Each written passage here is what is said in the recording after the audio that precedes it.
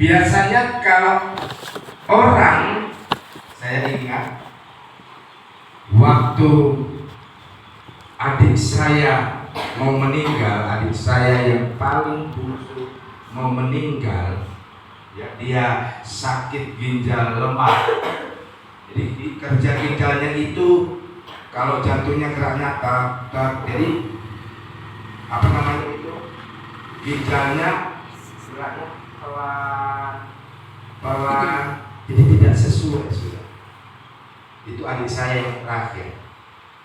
Dia mulai kena sakit ginjal lemah itu dari dia TK, ya, TK kecil. Kalau sekarang PAUD ya, dari PAUD, bukan PAUD sih, TK lah. Dari TK sampai kelas 4 SD. Jadi kurang lebih 5 tahun adik saya sakit ginjal lemah. Jadi obatnya tidak ada lain, ya, selain dia tidak boleh konsumsi garam, biar sedikit nggak boleh. Pada waktu itu saya ingat, masih sangat ingat saudara, kami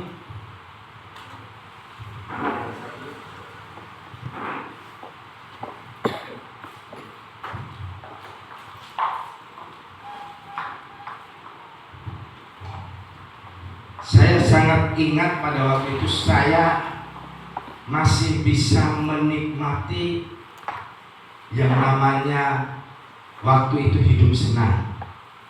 Karena saya masih ingat kami punya rumah, bapak punya rumah 3 susun, 3 lantai. Karena kami waktu itu orang tua, orang bilang, kalau orang sini bilang kok ya, toke, ya, saya punya orang tua masih usaha, masih maju. Dia punya pabrik tahu, punya pabrik tempe. Satu kali bikin tahu, bikin tempe kedelai itu saudara bisa sampai 9 karung habis. Direbus, dibuat, buat tempe sama tahu. Tahunya ada satu tempat sendiri, ada karyawan. Saya masih ingat. Saya punya kakak laki-laki beda 1 tahun dengan saya. Kalau laki-laki suka main perang-perangan. Jadi granatnya itu tahu yang digoreng saudara. Tahu, orang Jawa bilang tahu Sumedang, digoreng, kong sedikit dikasih garam biar asin. Itu dilempar. Saya masih ingat. Senang. Waktu itu saya masih kecil pada waktu itu. Mainannya sudah pakai remote saudara. Kalau bosan saya main, saya campak mobil-mobilan itu di api, di mana karyawan sedang memasak kedelai. Tapi saudara, itu gak berlangsung lama. Waktu adik saya mulai sakit ginjal lemah itu, saya lupa tahun berapa waktu itu saudara. Yang jelas 80-an lebih. Saya masih ingat 81 atau 80. Dia pergi ke rumah sakit, dia harus diopname paling kurang 1 bulan sampai 1,5 bulan. Nah, karena penyakit ginjal lemah ini, harta yang begitu banyak untuk ukuran kami waktu itu, ya. Karena pada waktu itu saya masih ingat, saya punya bapak punya Honda Vespa 1, lalu Honda Cup, bukan Cup 70 yang di bawah itu lagi, yang porsilingnya giginya itu cuma 3. Saya masih ingat itu. Sudah ada itu. Lalu ada kendaraan pickup yang moncongnya masih panjang itu, untuk angkat tahu dari pabrik bawa ke pasar. Bapak Ibu Saudara, dalam waktu kurang lebih 1 tahun, 2 bulan atau 1 bulan habis karena satu penyakit ginjal lemah. Karena kalau makan garam sedikit saja itu semuanya bengkak, mukanya bengkak, perutnya buncit. Ini buncit tak seberapa. Kalau sudah buncit perutnya, ini pusat yang di dalam keluar. Apa namanya itu? Kalau orang Jawa bodong. Bodong itu dia pun. Coba perhatiin, kalau ibu-ibu ada kan, kalau lagi hamil, kalau besar terus keluar pusatnya, betul? Tapi itu normal, saudara. Tapi adik saya sambut di dalamnya keluar. Jadi pusatnya ini kayak Pinocchio, panjang. Ya namanya orang tua sayang anak, apa namanya, khawatir, benar? Bawa ke rumah sakit, habis, jual habis, rumah, tanah, usaha mulai bangkrut. Apa namanya kalau di sini? Ya bangkrut ya, mulai bangkrut. Ya. Jual rumah, jual tanah, pindah. Nah, Bapak Ibu Saudara yang dikasihi oleh Tuhan, saya saksikan ini betapa sebuah penderitaan itu seringkali terbekas dalam diri kita, benar? Makanya kalau orang susah dan dia rasakan susah, ingat susahnya, benar? Lalu waktu ingat, menikmati berkat Tuhan, bersyukur. Makanya kami adik-beradik kalau ngumpul, pulang kampung, pada kumpul, kalau cerita bisa sampai jam 3 subuh, sudah. Mengingat bagaimana nostalgia hidup dalam kesusahan, hidup dalam penderitaan. Sekarang beberapa hari lalu saya nggak bisa tidur, saya ngeri, aduh, pingin ketemu, pingin jumpa, tapi apa daya, bukan tangan tidak sampai, doi tidak ada. Bapak Ibu Saudara yang dikasihi oleh Tuhan, saya mau kasih tahu. Tadi saya berawal dari kalau orang mau meninggal, saya tadi bilang adik saya mau meninggal, kami ingin perhatikan. Dalam keadaan sakit, waktu itu dia rajin jemput kawannya sekolah minggu. Dia rajin bersekolah minggu, dia rajin, suka menyanyi, namanya Nunu, ya. NUK. Kalau saya kan Toto, TOK, ya. Adik saya paling kecil Nunu Sri Wahyuni, ya. Sri itu adalah Dewi kalau bahasa Jawa itu, Dewi, ya. Nunu seorang dewi perempuan yang cantik, kira-kira kita artinya. Nah, Bapak Ibu Saudara, waktu dia mau meninggal, saya masih ingat di alam bawah sadar dia diangkat tangan, dia seperti berkata haleluya, haleluya. Tapi pertama haleluya, lama-lama bahasanya macam nggak kenal. Pokoknya kayak orang bahasa roh. Terus tidak lama dia meninggal. Saya ingat. Lalu waktu saya punya bapak mau meninggal, ini kakak keluarga kasih tahu, Markus, bapak sudah sakit betul. Kami ini lagi berkumpul, lagi berdoa. Saya masih. Lalu waktu kakak dan adik saya berkumpul berdoa, bapak saya jarang sakit. Ditanya mau sakit mana, nggak ada. Saya mau menunggu si Markus pulang. Waktu itu saya bilang, iya Pak, saya mau pulang hari Jumat. Tapi karena hari Jumat, saya pikir kalau pendeta Minggu di gereja kosong kan rasa lain, saudara. Saya bilang, Bapak tunggu hari Jumat. Hari Jumat saya telepon, Pak, hari enjoy habis ibadah kami berangkat, karena waktu itu pelayanan kami di kepulauan tunggu 2 hari baru sampai, saudara.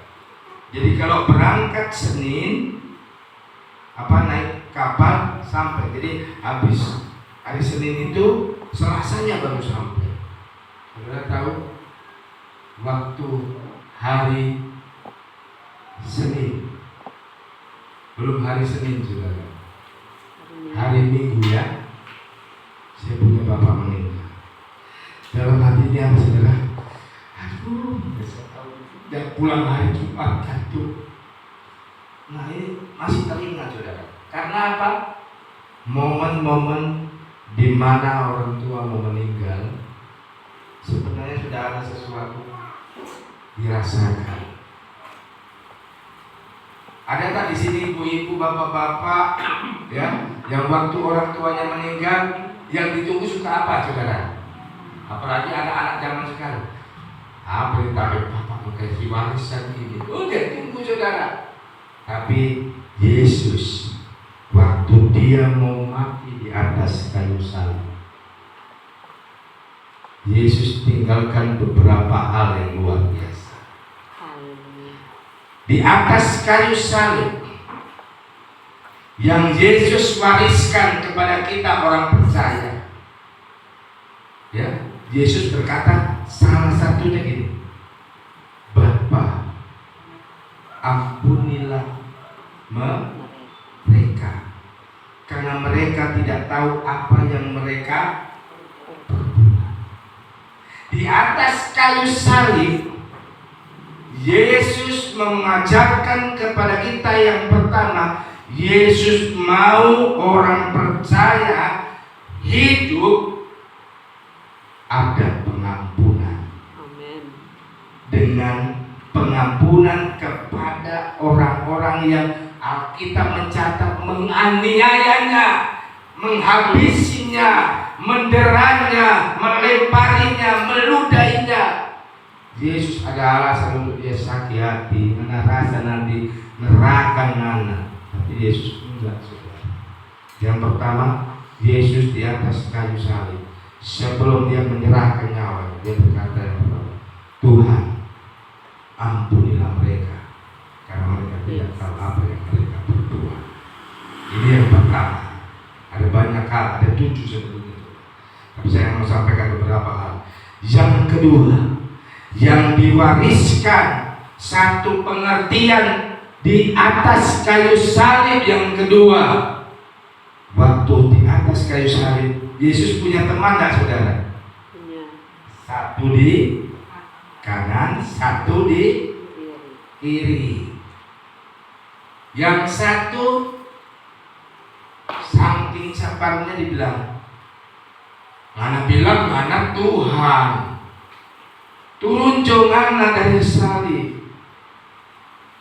Penjahat yang ada di salah satu samping kiri dan kanan, dia menghujat Yesus. Tapi yang satu bilang apa? Bapa, Tuhan, ingat akan Pak kita nih. Nanti ingat akan Pak kita. Yesus bilang apa? Hari ini engkau akan bersama-sama dengan aku di Firdaus Allah. Firdaus itu, saudara, belum surga. Firdaus itu adalah tempat yang paling indah disediakan bagi orang percaya yang mati dalam Tuhan. Kalau saya boleh gambarkan, Firdaus itu seperti Taman Eden, penuh kebahagiaan. Yang kedua, saudara, di atas kayu salib, di tengah-tengah penderitaannya yang sangat menderita, Yesus berkata, Yesus memberkati salah satu dari orang yang disalibkan. Hari ini engkau ada di Firdaus bersama. Bapak Ibu Saudara, yang kedua, pesan di Jumat Agung yang kedua, Allah kita rela menderita supaya dalam hidup kita kita merasakan bagian yang terindah dari surga. Amin. Amin. Amin. Makanya coba perhatikan di dalam doa Bapa kami, apa dibilang? Jadilah kehendakmu di bumi seperti di surga. Ya. Jadilah kehendakmu Tuhan di bumi seperti di surga. Makanya kalau kita hidup di dunia ini, rasakan paling bahagia, ya. Yes. Paling bahagia. Kadang waktu saya waktu melayani di JP, ada satu jemaah yang pernah saya saksikan kepada saudara, hidupnya susah, anaknya 6, lalu yang terakhir itu kembar dan satu cacat. DP mama atau DP ibu kalau mau kasih makan dia cedok, anam piring dia cedok sama-sama. Kalau DP lauk ikan garam satu-satu, kalau ada satu kadang-kadang separuh saya perhatikan.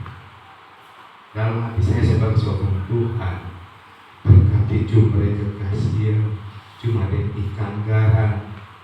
Padahal dalam hati saya di rumah pastor waktu itu, karena paling subur tanahnya, kalau dapat tanam gedi, hari-hari tanda itu kalau lagi susah masaknya gedi dibikin kuah. Pertama enak, lama-lama baru cium bau sukinya. Kok nggak makan Ki? Sudah yuk, makan di mana? Padahal kalau saya makan nasi dan orang bilang minyak ya, apa minyak? Minyak dan garam itu sudah. Saya pernah alami saking makan gedi di sana. Kalau saya gedi, DP pohon sampai begini, DP batang saudara di sana. Kamu subur. Nah ini jemaat. Tapi saya lihat anaknya senang, bahagia. Meskipun orang lihat dia menderita, tapi mereka rasa dia bahagia. Anak Tuhan pernah nggak alami seperti itu saudara? Kayaknya susah tapi senang. Oh bahagia gembala. Dalam hati kita betul tak ini. Tapi karena apa saudara? Kalau Tuhan memberikan sukacitanya itu tidak sama dengan yang dunia berikan. Ngerti maksud saya saudara? Sukacita yang diberikan dalam hidup kami hamba Tuhan tidak dapat diukur oleh karena kasihan tuh pendeta susah, enggak. Ada banyak keluarga pendeta. Tadi kemarin sore saudara, kami ikut ada peresmian penggembalaan baru di daerah Belang sana. Nama desanya agak lucu sih saya rasa, Duku Selatan. Jadi saya tanya sama gembala di sana, gereja Indo, Bubili, di mana tuh Buku Utara? Oh, adanya Ketuk Buku Selatan. Oh, desa-desa sih aneh-aneh namanya. Ada Buku Selatan. Ada pelantikan di sana. Lalu kami berbincang-bincang dengan ada hamba Tuhan.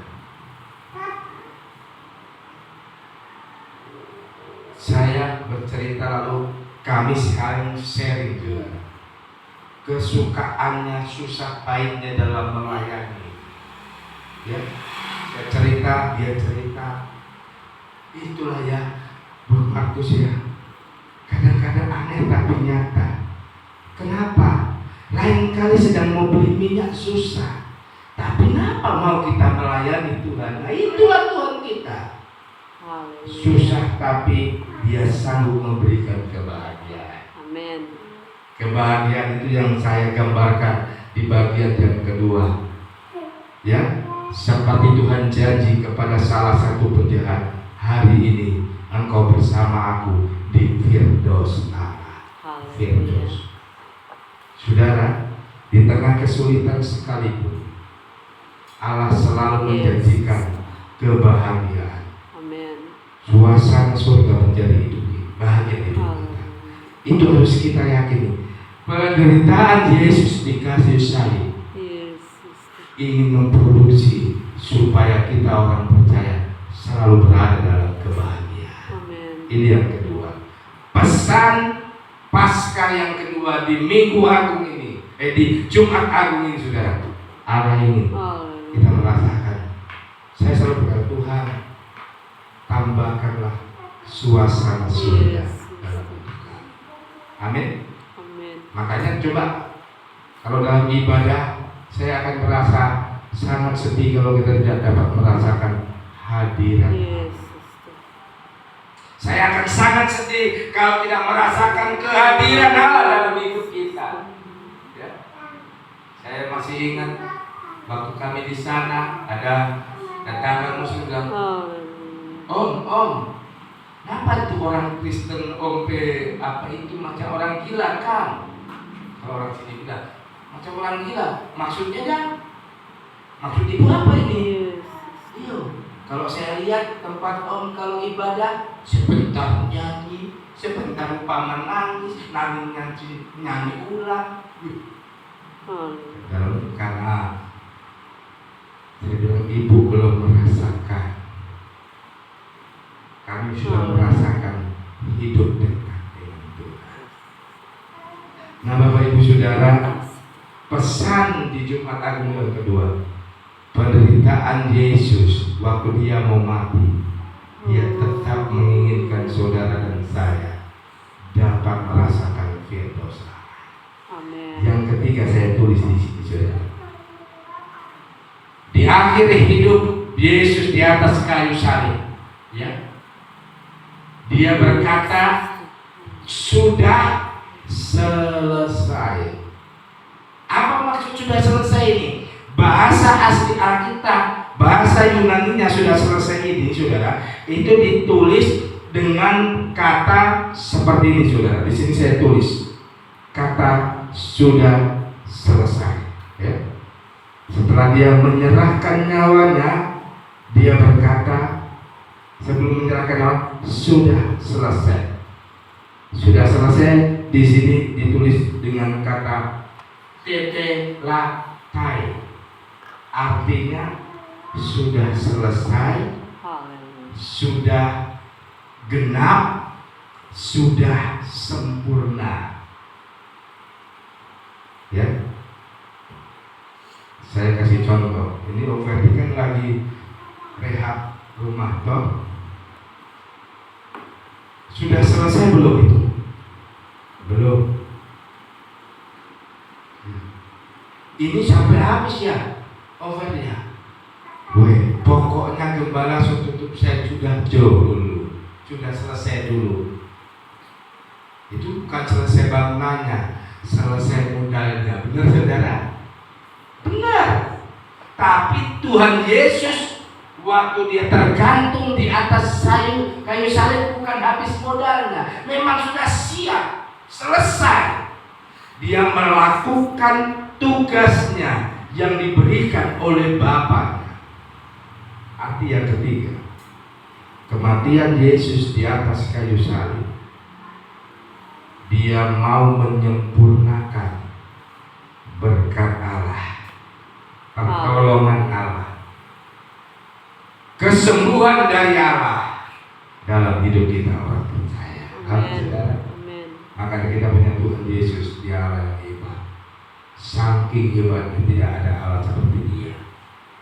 Firman Allah katakan, baru menyebut nama Yesus, sakit penyakit bisa sembuh. Ya. Dengan menyebut nama Yesus, iblis gemetar. Ya. Menyebut nama Yesus, ada satu kedahsyatan dan kuasa yang terjadi dalam hidup kita. Kalau saya ada sampai hari ini, karena saya yakini nama itu yang saya layani sampai hari ini adalah nama yang tidak pernah membiarkan saya, tidak pernah mengecewakan saya, dan saya yakin kalau Allah memulai, pasti Allah menyelesaikannya. Amin, saudara. Apa yang sedang engkau mulai dalam hidupmu, jangan pernah takut. Allah akan turut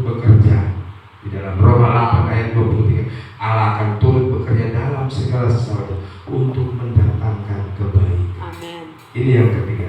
Yang keempat, yang terakhir, Bapak Ibu Saudara. Ya, waktu Yesus ada di kayu salib, yang keempat, ya, Yesus selain dia berkata sudah selesai, ya, Yesus tadi ada bahasa ayat Alkitab yang kita baca, Yesus rasa haus. Waktu Yesus rasa haus, karena apa saudara? Karena dia sudah capek pikul salib, dan waktu dia jatuh dia cambuk. Waktu dicambuk, cambuk Romawi itu ada 3 cabang.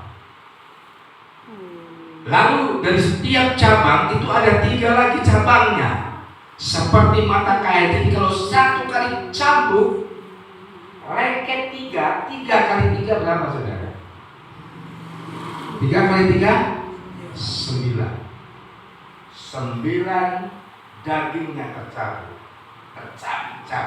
Maka Alkitab katakan di dalam kitab Yesaya, wajahnya tidak dikenali lagi.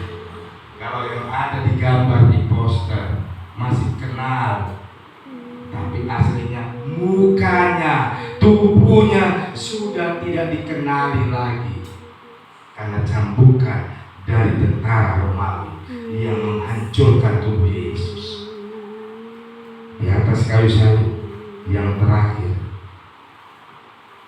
yang keempat, Yesus ingin, ya, waktu dia berkata haus, saya yakin waktu dia kata dia minta air haus, bicaranya gemetar, ya. Karena kalau kita capek kerja, ya,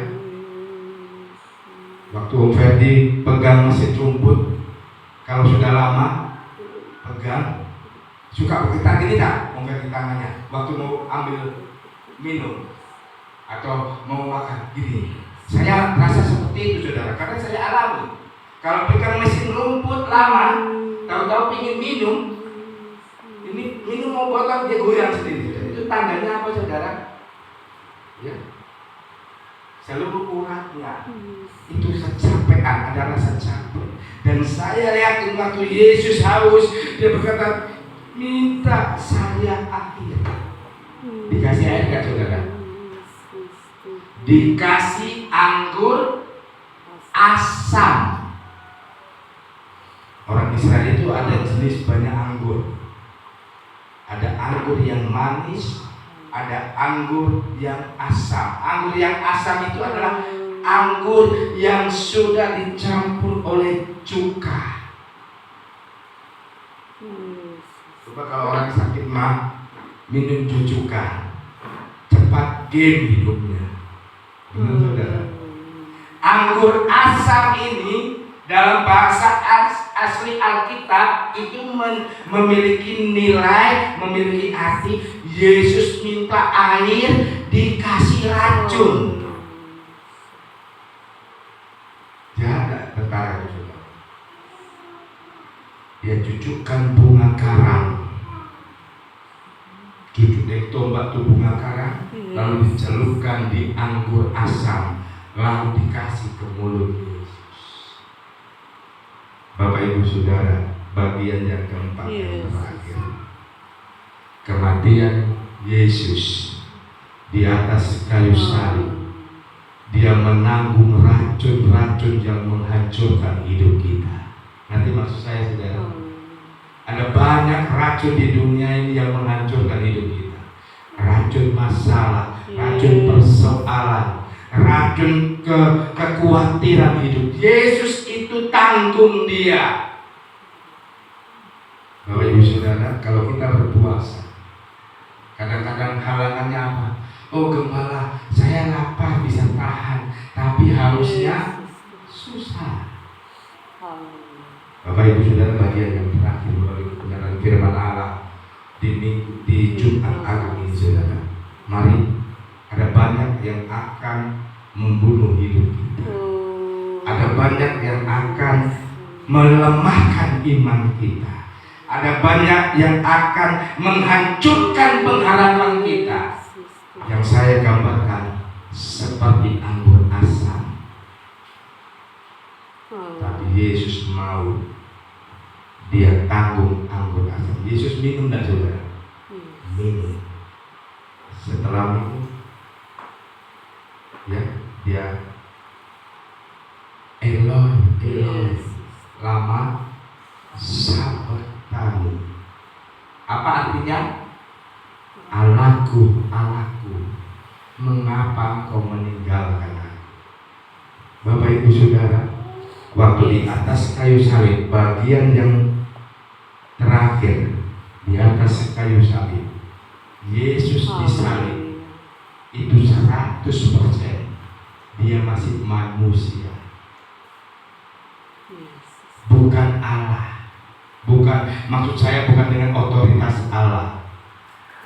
Dia 100% manusia yang menebus dan menerima begitu besar siksaan itu, sehingga saking tidak kuatnya dia berkata, Eloi, Eloi lama sabachthani, Allahku, Allahku, mengapa engkau meninggalkan aku?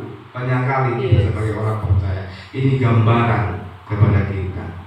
Seringkali dalam hidup ini seperti kita tidak mampu hadapi kesulitan. Benar Bapak Ibu Saudara? Tuhan, saya nggak mau lihat anak saya susah. Tuhan, saya nggak mau lihat cucu saya susah. Tuhan, saya nggak mau lihat rumah tangga saya susah. Tolong buat Tuhan. Sering itu Saudara. Nah, Yesus seperti itu di atas kayu salib. Dia rasakan, Tuhan, ini anggur asam sakit meracuni. Tuhan, ini tapi tangan.